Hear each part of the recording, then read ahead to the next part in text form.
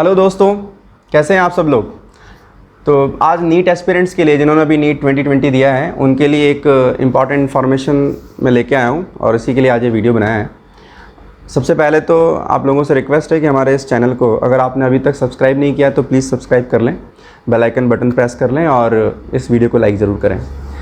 तो दोस्तों ऐसा है कि बहुत सारे लोगों से बातचीत हो रही है और बहुत सारे लोगों के कॉल्स भी आ रहे हैं, पेरेंट्स के कॉल्स भी आ रहे हैं कि क्या सर बिना काउंसलिंग के एमबीबीएस की सीट्स मिल सकती हैं। तो मतलब उनके पास कॉल्स आ रहे होंगे और एसएमएस अलर्ट भी आते हैं, फ्रॉड कॉल्स भी हैं, फ्रॉड पीपल, बहुत सारी एजेंसियां हैं ऐसी जो इस तरह के झांसे देती हैं, पैसा ऐंठने के काम करती हैं। मेरा सबसे पहला जो पॉइंट है, जो स्टेटमेंट है वो ये है कि भाई बिना काउंसलिंग के हिंदुस्तान में तो एमबीबीएस की सीट नहीं मिलती।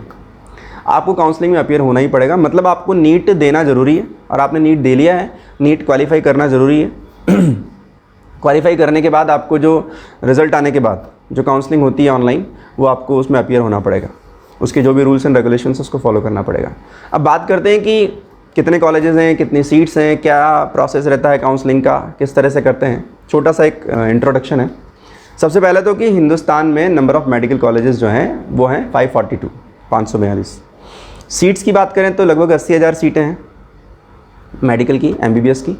इन सारी 80,000 सीट्स में सारी इंक्लूड कर ली मैंने। प्राइवेट कॉलेज भी आ गए हैं, प्राइवेट डीम्ड यूनिवर्सिटीज़ भी आ गई हैं, गवर्नमेंट मेडिकल कॉलेजेस भी आ गए हैं, आपका एम्स भी आ गया है, जिपमेर आ गया है, BHU, AMU, AFMC, ESIC, Delhi university के कॉलेजेस सब आ गए हैं, केवल JNK को छोड़ कर, जम्मू कश्मीर को छोड़ दीजिए, बाकी सब आ गए हैं।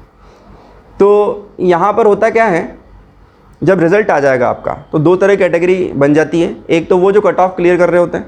अब जो कट ऑफ क्लियर कर रहे हैं उनको तो गवर्नमेंट कॉलेज मिलना ही है भाई, कोई बात ही नहीं।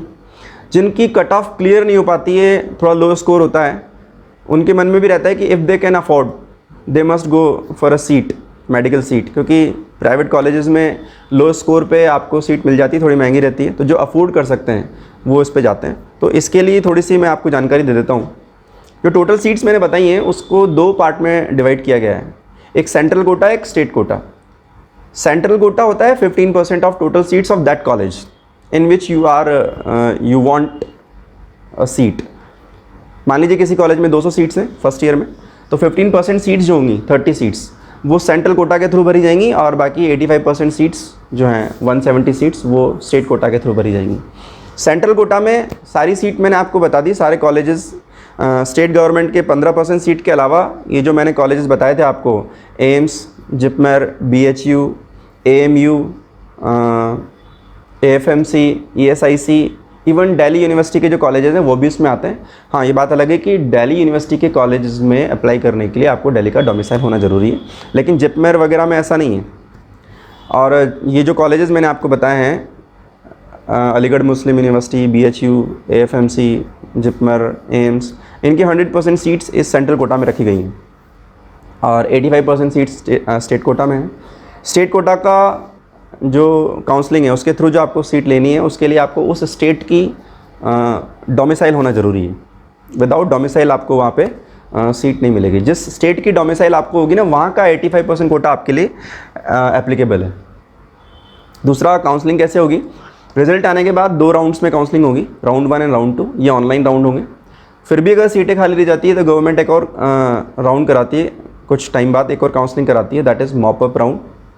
फिर भी सीट्स खाली रह जाती हैं तो एक और जो है काउंसलिंग राउंड होता है, थोड़ा और लेट होता है वो, that is stray mop up round.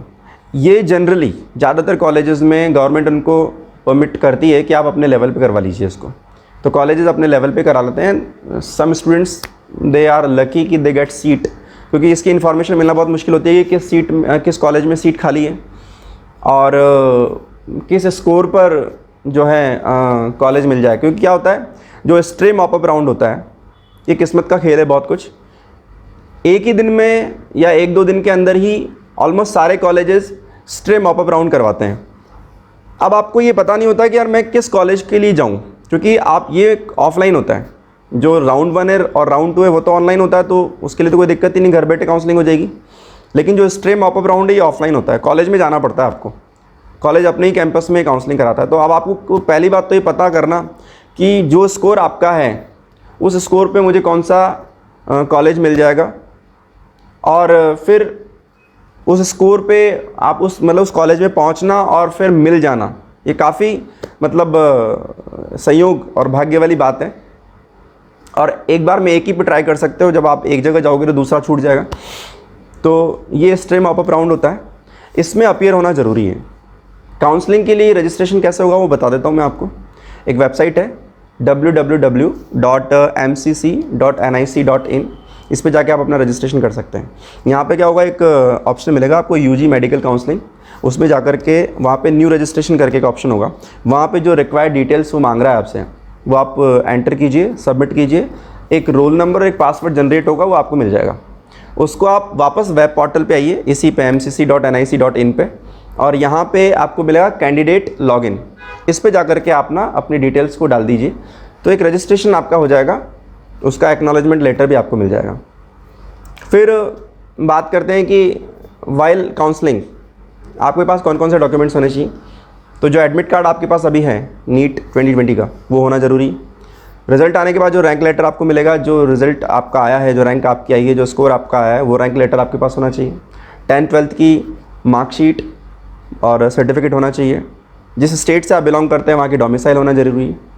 इसके अलावा अगर आप किसी कैटेगरी से बिलोंग करते हैं तो आपके पास उस कैटेगरी का सर्टिफिकेट होना चाहिए। प्रोविज़नल अलॉटमेंट लेटर जो कि ऑनलाइन जनरेट होता है, वो भी आपके पास होना ज़रूरी है। और एक आपके पास फ़ोटोग्राफ्स होने चाहिए, 8-10 फ़ोटोग्राफ्स रख लीजिएगा। फ़ोटोग्राफ वही रखिएगा जो एप्लीकेशन फॉर्म में आपने लगाया था, दूसरा फ़ोटोग्राफ मत रखिएगा। ये रिक्वायर्ड डॉक्यूमेंट्स हो गए। प्रोसेस मैंने आपको बता ही दिया, वेबसाइट मैंने आपको बताई दी। अब बात करते हैं लो स्कोर वाले बच्चे, जिनका अच्छा स्कोर है उनको तो गवर्नमेंट कॉलेज मिलना ही है यार। जिनका स्कोर लो है, थोड़ा उनको टेंशन रहती है, उनके पेरेंट्स को टेंशन रहती है, और ऐसे ही पेरेंट्स का मेरे पास फ़ोन आ रहा है। तो भाई आपको काउंसलिंग बड़ी सोच समझ के करनी पड़ेगी, क्योंकि लो स्कोर है, उसके बाद अगर आपने अच्छे से वर्कआउट नहीं किया, रिसर्च नहीं किया, तो मतलब आप एलिजिबल होते हुए भी आपको हो सकता है कॉलेज ना मिले, क्योंकि रश है इस चीज़ के लिए।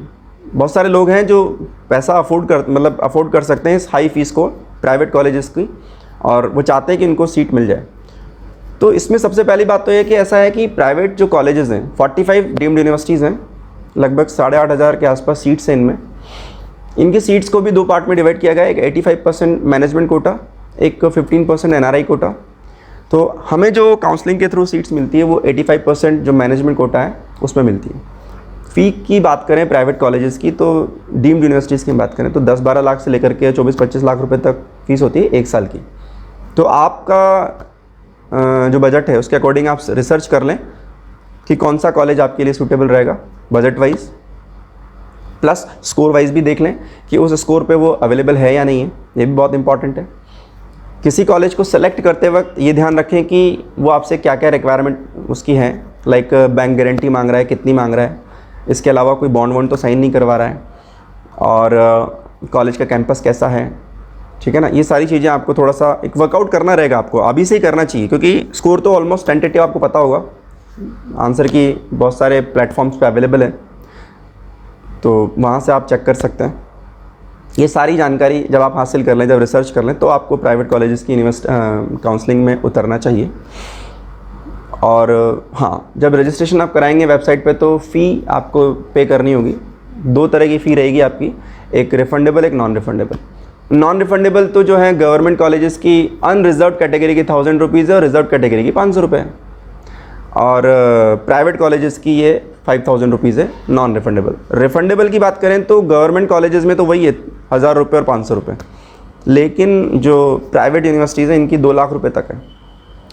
तो हालांकि रिफंडेबल है, 5-6 महीने बाद रिफंड हो जाती है, लेकिन इसमें एक थोड़ा सा एक चक्कर पड़ता है। चक्कर क्या पड़ता है कि मान लीजिए आप मल्टीपल कॉलेजेस की काउंसलिंग में जाना चाह रहे हैं, आपको पता है कि आपका लो स्कोर है और इस रेंज, इस स्कोर पे ये 4-5-6 कॉलेजेस हैं, ये आपको मिल सकते हैं। तो क्या होगा कि ये जो काउंसलिंग होती है सिमिलर डेट्स पे होती है, अलग अलग डेट्स पे तो नहीं होती। तो आपको क्या करना पड़ेगा, एक ही वक्त पे 3-4 कॉलेजेस की काउंसलिंग लेनी पड़ेगी, ताकि मान लीजिए एक्स कॉलेज में नहीं हुआ तो वाई मिल जाए, वाई नहीं मिले जेड मिल जाए, कुछ तो मिले। लेकिन ऐसा करने में आपको हर कॉलेज की जो रिफंडेबल अमाउंट है, जो लगभग 2 लाख तक होता है, वो भरना पड़ेगा। तो 6-7 लाख रुपए आपके एक बार के लिए 5-6 महीने के लिए फंस जाएंगे। हालांकि वो रिफंड हो जाएंगे, लेकिन इस बात का भी ध्यान रखिएगा मल्टीपल काउंसलिंग ऑप्शन लेने से पहले स्ट्रे मॉपअप राउंड का अगर आप इंतजार करें तो मैं उसमें भी एक बात बता देता हूँ कि स्ट्रे मॉपअप राउंड भी कुछ सिमिलर डेट्स पे सारे कॉलेजेस का एक साथ होगा। तो होगा क्या कि मान लीजिए अब आप एक्चुअली क्या होता है स्ट्रे मॉपअप राउंड तो ना पूरा भाग्य पे डिपेंड करता है, क्योंकि ये कॉलेज लेवल पे होता है ज़्यादातर कॉलेजेस में। अब आपको पहली बात तो ये पता करना कि ये जो कॉलेजेस हैं इनमें कौन सा कॉलेज है जो मेरे स्कोर पे 100% मुझे सीट मिल जाएगी, क्योंकि 1-2 दिन के अंतराल पे ही सभी कॉलेजेस में जब काउंसलिंग होगी तो आप सब कॉलेज में पहुंच तो नहीं सकते।